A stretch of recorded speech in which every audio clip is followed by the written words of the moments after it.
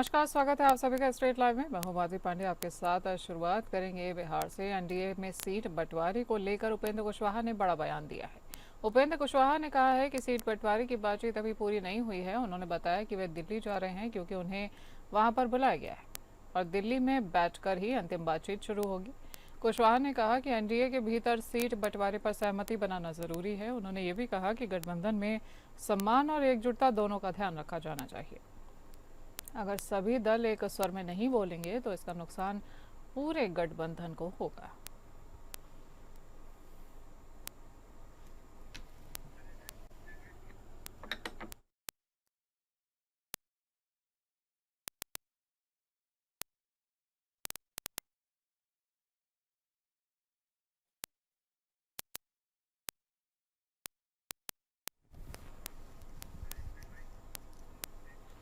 बिहार की सियासत में जन अधिकार पार्टी के प्रमुख पप्पू यादव के बयान पर अब नई हलचल तेज हो गई है। उन्होंने जन स्वराज अभियान के प्रमुख प्रशांत किशोर यानी पीके पर गंभीर आरोप लगा दिए हैं। पप्पू यादव ने कहा कि प्रशांत किशोर की दिलीप जायसवाल और मंगल पांडे से डील हो चुकी है। उनका कहना है कि पीके अब दिलीप जायसवाल पर बयान नहीं दे रहे हैं, सम्राट पर दे रहे हैं। ऐसा आखिर क्यों है? एजेंडा पीके का नहीं है। दिलीप बाबू और मंगल पांडे से पीके की डील हो चुकी है, लेन देन हो चुका है। यही नहीं, पप्पू यादव ने जीतन राम मांझी के ट्वीट पर भी प्रतिक्रिया दी है। उन्होंने कहा है कि तेजस्वी यादव लालू प्रसाद के पुत्र हैं। पिता अगर गुस्से में कुछ बोलते हैं तो उसे व्यक्तिगत नहीं लेना चाहिए। राजनीति में निजी हमले की कोई भी जगह नहीं होती है। पप्पू यादव ने कहा कि लालू प्रसाद यादव को उन्होंने हमेशा सम्मान दिया है और आगे भी वो देते रहेंगे। लालू जी जितना सम्मान उनको दिया है कोई नहीं देगा। राजनीति में व्यक्तिगत हमला उचित नहीं होता है, ऐसा उनका कहना है। तेजस्वी यादव के हर घर नौकरी वाले बयान पर पप्पू यादव ने कहा है कि तेजस्वी का मतलब सरकारी नौकरी से नहीं बल्कि रोजगार से है। बीजेपी सरकार ने सरकारी नौकरियां खत्म कर दी हैं और अब निजी क्षेत्र में आरक्षण और ठेकेदारी से ही रोजगार मिलेगा। देखिए, दिलीप बाबू और के बारे में मैं कुछ नहीं कहूँगा। दिलीप बाबू, मंगल भाई, अशोक, इन लोग से मैं पूछना चाहूँगा कि पीके ने आप लोगों पर बयान बंद क्यों कर दिया? क्या कुछ दिए क्या? हमको तो लग रहा है कि दिलीप बाबू इधर पीके आप पर बयान अब दे नहीं रहे हैं, खाली सम्राट पर दे रहे हैं। तो क्या सम्राट आपसे ज़्यादा सीएम के उम्मीदवार हो गए क्या? तो आप लोग तो जितने सीएम के उम्मीदवार बीजेपी में है सब सम्राट को पीके, भाई तो एजेंडा पीके का थोड़ी है। और मुझे लगता है कि दिलीप बाबू इन लोगों ने समझौता कर लिया, मंगल जी ने, लेन देन हो गई, माल का लेन देन हो गया और अब दिलीप बाबू, मंगल जी, अशोक जी पर बात नहीं होगी। आप इसको लिख लो।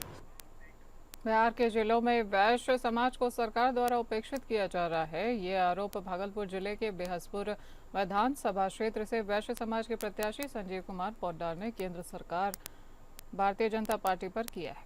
संजीव कुमार पोद्दार ने कहा है कि एनडीए गठबंधन जहां एक तरफ जाति जनगणना की बात करता है, वहीं दूसरी तरफ जाति आधार पर वैश्य समाज को टिकट बंटवारे में उपेक्षित किया जाता है।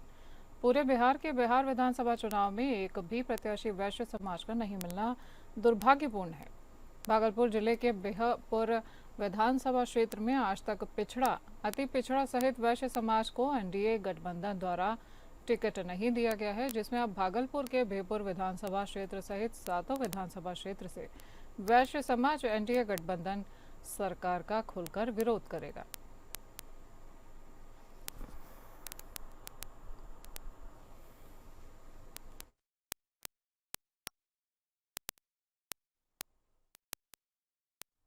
बिहार विधानसभा चुनाव लेकर विभाग के सचिव और जिला अधिकारी के निर्देश पर शराब के विरुद्ध की जा रही छापेमारी के दौरान उत्पाद विभाग की टीम को बड़ी कामयाबी मिली है। मेजर लिखे बॉक्स से की जा रही शराब की तस्करी का उत्पाद विभाग ने पर्दाफाश कर दिया है।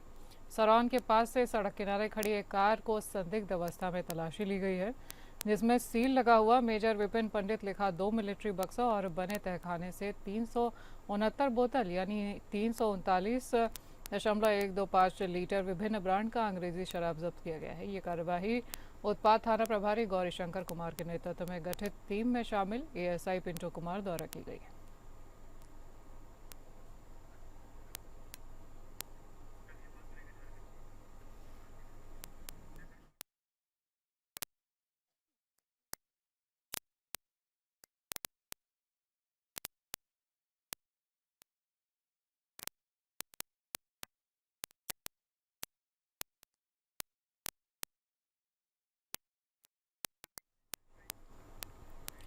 बात करेंगे झारखंड की। झारखंड स्वास्थ्य विभाग के मंत्री डॉक्टर इरफान अंसारी ने दवा उद्योग को सख्त चेतावनी देते हुए अब फर्जी दवाइयों के खिलाफ जीरो टॉलरेंस और कफ सिरप की त्वरित जांच और कड़ी कार्यवाही करने का ऐलान कर दिया है। इसी क्रम में बीते कल राजधानी रांची स्थित जय हिंद फार्मा मेडिकल दुकान का औचक निरीक्षण करते हुए उन्होंने दुकान में उपलब्ध सभी कंपनियों के कफ सिरप के सैंपल प्राप्त कर राज्य ड्रग्स निदेशक को सौंपकर यह निर्देश भी दिया है कि सभी नमूनों की गुणवत्ता जांच रिपोर्ट अभिलक्षण प्रस्तुत की जाए।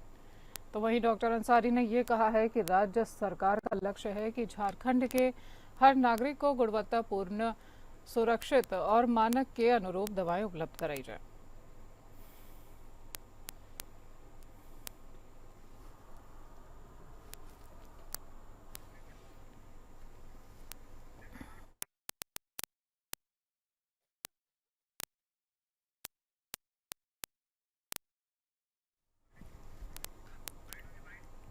वीडियो को और कृषि विभाग के पदाधिकारियों को भी मैंने लगाया है कि एकदम स्पीडली आकलन कीजिए और पैसे की कमी नहीं है हमारे पास। मुसीबत में हम साहस हैं, याद रखिएगा। मुसीबत का हिम्मत है इरफान अंसारी। न केवल जनता बल्कि पत्रकारों का भी हम हिम्मत है, यूट्यूबर का भी हम हिम्मत है, याद रखिए। रांची स्थित झारखंड पुलिस मुख्यालय सभागार में पुलिस महानिरीक्षक सह राज्य पुलिस नोडल पदाधिकारी माइकल राज एस की अध्यक्षता में घाटशिला विधानसभा उपनिर्वाचन के सीमावर्ती क्षेत्र यानी ओडिशा और पश्चिम बंगाल के पुलिस पदाधिकारियों के साथ एक उच्च स्तरीय बैठक की गई है। ये बैठक वीडियो कॉन्फ्रेंसिंग के माध्यम से दिनांक 11 नवंबर 2025 को होने वाले घाटशिला उपचुनाव 2025 को निष्पक्ष, शांतिपूर्ण, स्वतंत्र के साथ साथ भयमुक्त वातावरण में संपन्न कराने के उद्देश्य से आयोजित की गई है। इसमें संयुक्त रूप से अपराधियों, असामाजिक तत्वों एवं नक्सलियों के विरुद्ध सार्थक कार्यवाही करने और अवैध शराब, मादक पदार्थ, अवैध आग्नेयास्त्र, अवैध धन की अंतर्राज्यीय संरचना की रोकथाम के साथ साथ अंतर्राज्यीय चेकपोस्ट स्थापित करने के संबंध में व्यापक रूप से समीक्षा की गई है। बता दें कि घाटशिला निर्वाचन क्षेत्र के सीमावर्ती जिला यानी पश्चिम बंगाल के सीमावर्ती जिला झारग्राम, पुरुलिया तथा उड़ीसा राज्य के सीमावर्ती जिला मयूरभंज में विशेष रूप से मिरर चेकपोस्ट सक्रिय करने और अंतर्राज्यीय वांछित अपराधियों, वारंटियों, हिस्ट्री शीटरों के बारे में संयुक्त रूप से वांछित कार्यवाही करने के अलावा सूचना साझा करते हुए सक्रिय अंतर्राज्यीय संगठित अपराध एवं आपराधिक गिरोहों के विरुद्ध संयुक्त कारगर कार्यवाही करने की कार्ययोजना के रूपरेखा पर उड़ीसा एवं पश्चिम बंगाल के पुलिस पदाधिकारियों को सहयोग करने के लिए अनुरोध किया गया है।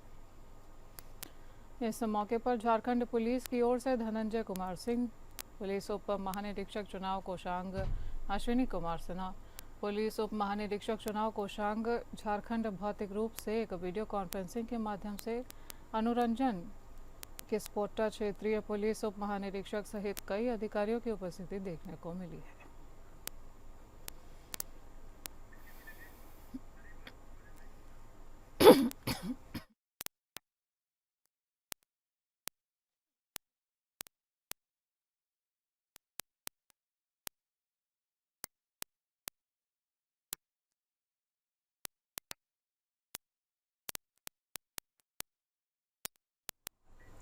आगामी बिहार विधानसभा चुनाव 2025 के मद्देनजर लागू की गई आदर्श आचार संहिता का पालन सुनिश्चित करने के लिए हजारीबाग के चौपारण में जिला प्रशासन द्वारा संयुक्त वाहन जांच अभियान चलाया जा रहा है। इसी क्रम में बीते कल की रात लगभग 8:30 बजे चौपारण थाना अंतर्गत चोरदाहा चेक पोस्ट पर पंचायत सचिव केदार साव एवं सहायक निरीक्षक राजकुमार सिंह के नेतृत्व में एक संयुक्त छापेमारी दल का गठन किया गया है और उसके द्वारा वाहन चेकिंग भी की गई है।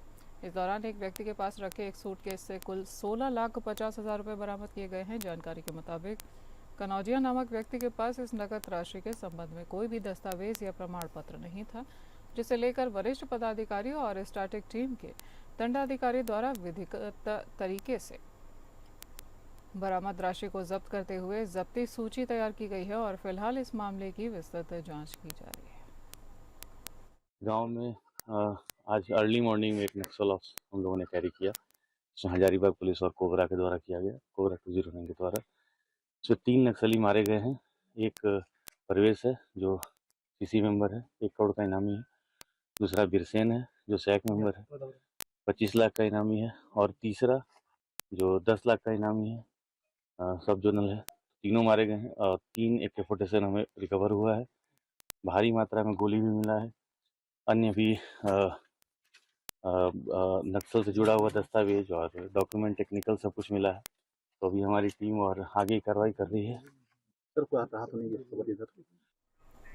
पश्चिमी सिंहभूम जिले के सारंडा स्थित जराई केला थाना क्षेत्र के समठा में कल की देर रात नक्सलियों ने 2 आईईडी विस्फोट कर झारखंड पुलिस के सुरक्षा बलों को भारी नुकसान पहुंचाया है, जिसमें सीआरपीएफ 60 बटालियन के 1 इंस्पेक्टर और एएसआई समेत 3 पुलिसकर्मी के गंभीर रूप से पहले तो घायल होने की खबर सामने आई है और अब आज सुबह इस घटना से संबंधित खबर की पुष्टि करते हुए पुलिस मुख्यालय की तरफ से ये बताया गया है कि इस हमले में घायल हुए असम के रहने वाले हेड कांस्टेबल महेंद्र लाकर वीरगति को प्राप्त हो चुके हैं।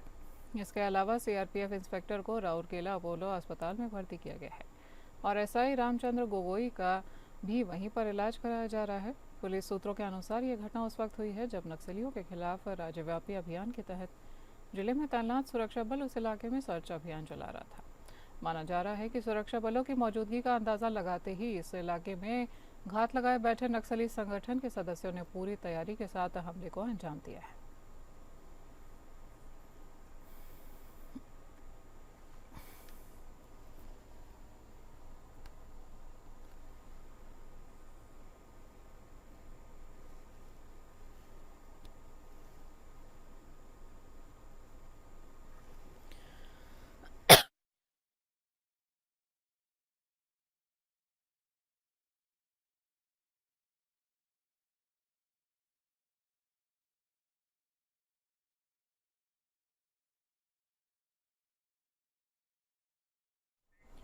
राजधानी रांची के मोरहाबादी मैदान में 5 दिवसीय जसोवा यानी Jharkhand IAS officer bike association Diwali मेले का आज तीसरा दिन है, जहां सैकड़ों स्टॉल के साथ बच्चे, महिलाएं और स्टूडेंट्स के लिए खास आयोजन के इंतजाम किए गए हैं। तो वहीं मेले परिसर में पहुंचकर एपीएन न्यूज की टीम वहां पर तैयारियों का जायजा भी ले चुकी है। आप भी देखिए पूरी बातचीत। जी हाँ, जेसोआ की तरफ से इस मेले की बात करें तो 25 वर्ष पूरे होने पर इस मेले का उद्घाटन किया गया है। हम आपको ले चलते हैं यहाँ की खूबसूरती और यहाँ पर क्या कुछ खास है, हम आपको दिखाते हैं। सबसे पहले हम आपको दिखाना चाहेंगे यहाँ पर रंग बिरंगी अगर आप स्टॉल देख रहे हैं तो यहाँ पर कपड़ों का स्टॉल आपको देखने को मिल रहा होगा और इसके साथ ही आगे आप बढ़ेंगे तो और भी कई तरह के स्टॉल्स हैं। लेकिन यहाँ सबसे पहले हम जानना चाहेंगे इस मेले में यहाँ जो स्टॉल लगाई है, मैम क्या नाम है आपका? नीतू सिंह। जी, इस स्टॉल के बारे में कुछ बताएं खास। देखिए, ये तो सबसे पहले ठकुराइन इस स्टॉल का नाम है और यहाँ पे ठकुराइन यानी राजपूती पोशाक एक से एक, हाँ, हर चीज़ ट्रेडिशनल मिलेगी और आपको कस्टमाइज करके आपके ज्वेलरी से लेकर शूज से लेकर सब कुछ यहीं पे कस्टमाइज करके मिल जाएगा। तो इसलिए हम लोग लगाए हुए हैं और बहुत कम मात्रा में लगाए हुए हैं क्योंकि कल से फिर और भी हाँ, और सबको हम लोग 50% 20% डिस्काउंट में दे रहे हैं। तो यहाँ पे कोई भी आकर बुटीक की चीज़ें आम जनता नहीं ले पाती है, लेकिन ये एक ऐसा समय है कि आम जनता भी यहाँ पे आके 50% पे उनके दामों पर वो ले सकते हैं।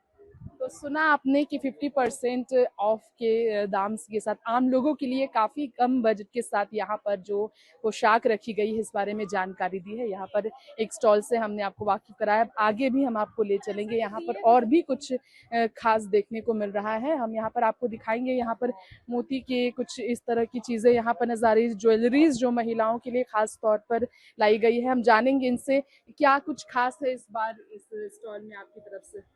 मेरे तरफ से सब चीज़ बहुत खास है। मेरा देखिए ये तोरण है 1 मुठ। यहाँ पर और भी कई तरह की चीज़ें रखी गई है जो कि इस बार के इस जेसोवा मेले में बेहद खास देखने को मिल रहा है। और यहाँ पर कस्टमर्स की भीड़ भी आप देख रहे हैं, यहाँ पर लोग पहुँचने लगे हैं और यहाँ पर खूबसूरत खूबसूरत चीज़ें जो है, कपड़े हैं, परिधान है, सारी चीज़ें लोग देखना शुरू कर चुके हैं। तो उद्घाटन के बाद से ही ये नज़ारा देखने को मिल रहा है। आगे दिखाएंगे हम आपको, फिर अगले दिन यहाँ पर जब आएंगे तो दिखाएंगे हम आपको किस तरीके से और भी क्या कुछ खास इस मेले में देखने को मिलेगा। लेकिन फिलहाल के लिए कैमरामैन दीपक के साथ एपीएन न्यूज से मैं तृप्ति, रांची से नमस्कार। जी हाँ, रांची में 9 अक्टूबर को शुरू हुआ जेसोवा दिवाली मेला आयोजन की विशेषताओं पर जानकारी देते हुए जेसोवा के प्रेसिडेंट और झारखंड के मुख्य सचिव अविनाश कुमार की पत्नी प्रीति कुमार ने हमारी संवाददाता तृप्ति सिंह से बातचीत की है। देखिए उन्होंने क्या कुछ कहा। अक्टूबर से लेकर 13 अक्टूबर तक चलने वाले जेसुआ की तरफ से भव्य मेले का आयोजन किया गया है। मुख्यमंत्री हेमंत सोरेन और विधायक कल्पना मुर्मू सोरेन ने इसका उद्घाटन किया है। इसके शुभ आरंभ के मौके पर जेसुआ की प्रेसिडेंट प्रीति कुमार से हम आपको वाकिफ कराएंगे। सबसे पहले एपीएन में स्वागत है मैम आपका। Thank you. मैम क्या कहेंगी आज के इस मेले के बारे में जो 5 दिन चलने वाला है, क्या कुछ खास होने वाला है इस पर? इस मेले में बहुत चीज़ खास है क्योंकि हमारा इस साल 25 साल हुए हमारे जेसोवा के रजिस्ट्रेशन को। तो इस बार और पहले के मेले के बनस्पत जो है इस बार थोड़ा बड़ा है हमारा मेला। और जैसे खास है कि एक हम लोगों ने फूड स्ट्रीट वेंडर को हम लोगों ने यहाँ पे स्टॉल्स दिए हैं, वो फ्री में स्टॉल्स हैं। जितने भी स्ट्रीट फूड वेंडर्स हैं जिसका हम लोगों ने नाम दिया है रांची की गलियों से। बहुत सारे लोगों को ये पता भी नहीं होता है कि कहाँ हम जाएं और यहाँ का फेमस स्ट्रीट फूड क्या है। उनको हम लोगों ने एक प्लेटफॉर्म देने का प्रयास किया है। हाँ, स्टूडेंट्स के लिए भी है। आप देखेंगे तो किड्स का है। फिर जैसे कल हम लोगों का फैशन शो है, किड्स का हेल्दी बेबी शो है, बच्चों का फैशन शो है, पेंटिंग कंपटीशन है। उसके अलावा बुक्स के स्टॉल्स हैं, नॉवेल्स के स्टॉल्स हैं। तो ये हमारा ये भी रहे कि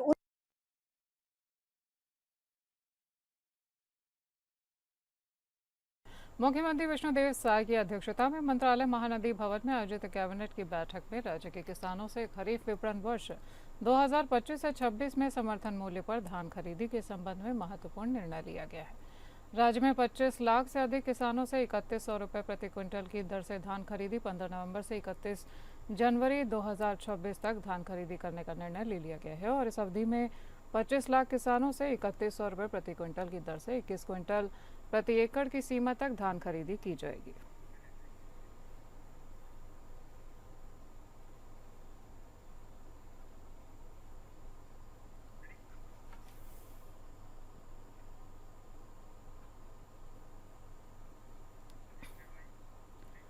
छत्तीसगढ़ के उप मुख्यमंत्री और खेल एवं युवा कल्याण मंत्री अरुण साव ने नवा रायपुर स्थित हिदायतुल्ला राष्ट्रीय विधि विश्वविद्यालय में अंतर विश्वविद्यालय उत्सव HNLU कोलोसस और IMUNC 2025 का शुभारंभ किया है। 10 अक्टूबर से 12 अक्टूबर तक चलने वाले इस 3 दिवसीय आयोजन में देश भर के 65 विधि विश्वविद्यालयों के 500 युवा हिस्सेदारी कर रहे हैं और विधि की पढ़ाई कर रहे हैं। देश के अनेक शहरों से नवा रायपुर में जुटे युवा विभिन्न खेल प्रतियोगिताओं तथा साहित्यिक व सांस्कृतिक आयोजनों में भागीदारी भी करेंगे।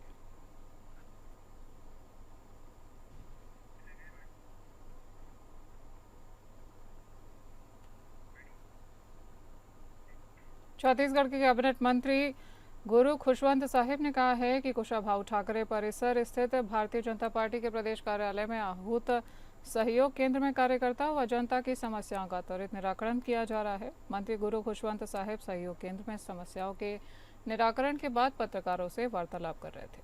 प्रदेश के कैबिनेट मंत्री गुरु खुशवंत साहिब ने कहा है कि भाजपा प्रदेश कार्यालय में प्रभारी वरिष्ठ नेता सच्चिदानंद उपासने और कार्यालय मंत्री अशोक बजाज की उपस्थिति में सहयोग केंद्र लगातार संचालित हो रहा है। हमारे कुशाभाऊ ठाकरे भारतीय जनता पार्टी प्रदेश कार्यालय में सहयोग केंद्र लगातार यहाँ संचालित हो रही है। ये लगातार ये सहयोग केंद्र चल रहा है, इसमें जनता की समस्या यहाँ हम लोग सुनते हैं, हमारे कार्यकर्ताओं की समस्या हम सब सुनते हैं और जो त्वरित जिसका निराकरण हो सकता है उसको अधिकारियों से बात करके उसको निराकरण करने का प्रयास करते हैं और जो जटिल समस्याएं होती हैं उनको अपने पास रखकर जो विभागीय अधिकारी हैं जिससे जुड़े हुए प्रकरण हैं उनके पास उनको भेजते हैं और आने वाले समय में उनकी भी समस्याएं दूर हो जाए इसका फॉलोअप करके उस समस्या को दूर करने का काम कर रहे हैं। वाले समय में बाकी समस्याओं का भी निराकरण होगा। सबका साथ और सबका विकास, सबका विश्वास और सबके प्रयास के मूल मंत्र के साथ हम काम कर रहे हैं और जनता की सेवा के लिए पूरा माननीय मुख्यमंत्री विष्णुदेव साय जी और उनका पूरा कैबिनेट और पूरा भारतीय जनता पार्टी के एक कार्यकर्ता उनके लिए लगे हैं और समर्पित हैं। छत्तीसगढ़ के कैबिनेट मंत्री केदार कश्यप ने कहा है कि प्रधानमंत्री नरेंद्र मोदी के नेतृत्व में भारत स्वावलंबन का वैश्विक प्रतीक बन रहा है। मंत्री कश्यप ने कहा है कि रक्षा, ऊर्जा, अंतरिक्ष, कृषि और डिजिटल क्षेत्र में आत्मनिर्भरता की नई ऊंचाइयां स्वदेशी नवाचार से सशक्त हो रहा है भारत, और भारत आज उस दिशा में तेजी से अग्रसर है जहां आत्मनिर्भरता केवल एक नारा ही नहीं बल्कि राष्ट्रीय स्वाभिमान का आधार बन चुका है।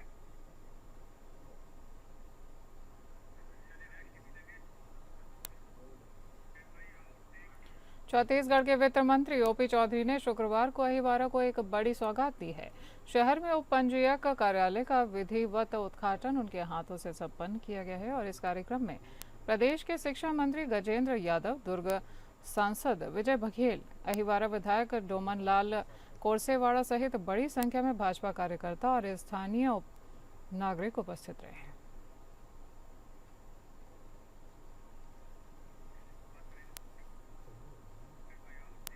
बात करेंगे महाराष्ट्र की। अंडरवर्ल्ड पर मुंबई पुलिस का एक बड़ा एक्शन हुआ है। छोटा राजन गैंग के कुख्यात गैंगस्टर डीके राव को पुलिस ने गिरफ्तार कर लिया है और गैंगस्टर डीके राव को क्राइम ब्रांच ने दक्षिण मुंबई के सत्र न्यायालय परिसर से दबोचा है। सूत्रों के मुताबिक डीके राव के साथ उसके 2 साथी अनिल सिंह और मिमित भूटा को भी हिरासत में ले लिया गया। तीनों पर मुंबई के बिल्डर सर्कल से जुड़ी 1.25 करोड़ की जबरन वसूली और धमकी का आरोप लगाया गया। वहीं डीके राव, जिसे छोटा राजन का दायां हाथ और गैंग का फाइनेंसर भी कहा जाता है, 90 के दशक में अंडरवर्ल्ड में अपना दबदबा बनाया था और वह दाऊद इब्राहिम का कट्टर दुश्मन भी रहा है।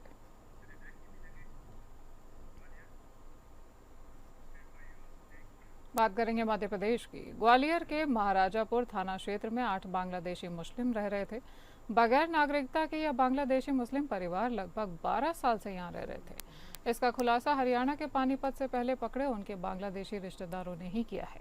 ग्वालियर पुलिस ने इन सभी बांग्लादेशियों को निगरानी में लिया है और जल्द ही खुफिया एजेंसियों की पूछताछ के साथ ही इनको बांग्लादेश वापस भेजने की कार्यवाही की जाएगी।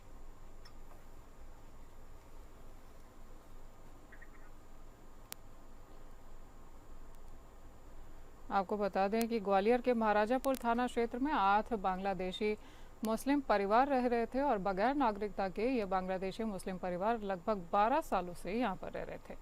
इसका खुलासा हरियाणा के पानीपत में पहले पकड़े उनके बांग्लादेशी रिश्तेदारों ने किया है।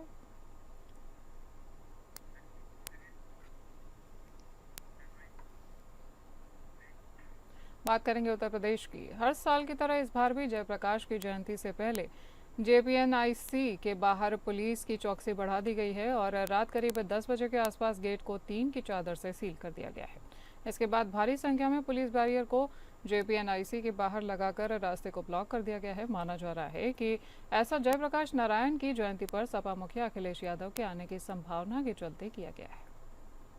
लोकनायक जयप्रकाश नारायण की आज जयंती है और उनकी जयंती पर अक्सर ये होता है कि जो समाजवादी पार्टी के प्रमुख हैं अखिलेश यादव, वो यहाँ पर आते हैं। जयप्रकाश नारायण अंतर्राष्ट्रीय केंद्र आप देख रहे हैं, यहाँ पर आते हैं, माल्यार्पण करने का प्रयास करते हैं। बीते कई वर्षों से लगातार ऐसा हो रहा है, ऐसा ही होता आ रहा है, लेकिन सरकार की कोशिश रहती है कि उनको अंदर नहीं आने दिया जाता है। सरकार का ये कहना है कि उनकी सुरक्षा को ध्यान रखते हुए और तमाम जो दूसरी दिक्कतें हैं उसको ध्यान रखते हुए यहाँ पर किसी तरह का कार्यक्रम आयोजित नहीं किया जा सकता है। ये वो सेंटर है जो अखिलेश यादव की सरकार के दौरान बनाया गया था और जब योगी की सरकार सत्ता में आई तो ये सेंटर विवादों का केंद्र है, विवादों का कारण रहा है। इसके बारे में कहा जाता है कि इस पर करोड़ों रुपयों का इसमें घोटाला किया गया है और यही वजह है कि ये सेंटर हमेशा से विवादों का केंद्र है। लेकिन अखिलेश यादव इसे अपनी एक अचीवमेंट बताते रहे हैं और उनका ये लगातार आरोप रहा है कि ये एक राष्ट्रीय केंद्र है, उसकी बेकदरी भारतीय जनता पार्टी की सरकार ने की है और जो माल्यार्पण को लेकर जो विवाद उत्पन्न होता है वहाँ यहाँ पर न हो सके।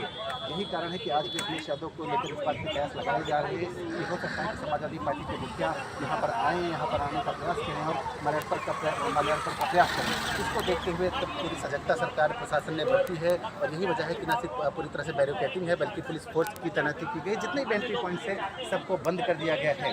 लेकिन ये जो जयप्रकाश नारायण अंतर्राष्ट्रीय केंद्र है वो लगातार विवादों में रहा है, लगातार सुर्खियों में रहा है और आज के दिन जब जयप्रकाश नारायण की जयंती है उस दिन भी ये चर्चा का विषय बना हुआ है और अखिलेश यादव के आने की जो संभावित खबर है कि वो आ सकते हैं, इसको देखते हुए प्रशासन पूरी तरह से चौकन्ना है और प्रशासन ने यहाँ पर बैरिकेड्स लगा रखे हैं।